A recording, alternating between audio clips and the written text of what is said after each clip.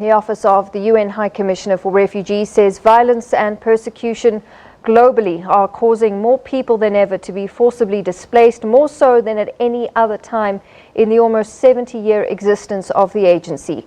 Its Global Trends report has found that 65.6 million people were forcibly displaced worldwide at the end of 2016. The report also reveals that, on average, 20 people are driven from their homes every minute. That's one person every 3 seconds. The conflict in Syria is the world's biggest producer of refugees, around 5.5 million. But in 2016, it was South Sudan that saw the biggest spike in displacement, with an outflow of almost 800,000 people in 2016, a figure that today stands at almost 2 million. 2 decades, the numbers of, for example, of people who've been forcibly displaced have doubled, and the greatest rate of increase was between 2012 and 2015, largely due to the Syria crisis.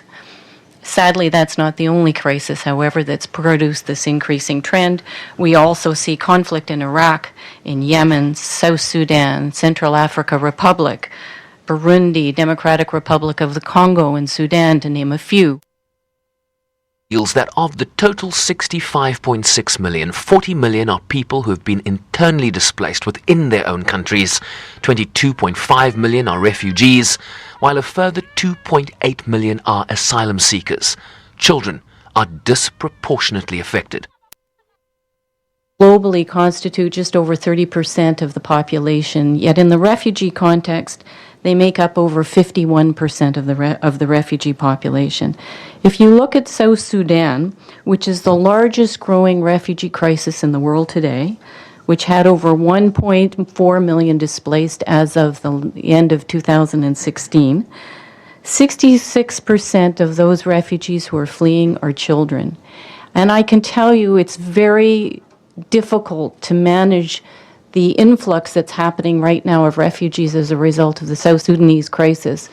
Large numbers of women, very young children, infants, pregnant women. It makes the humanitarian response much more complex. 84% of the world's refugees are hosted by developing countries.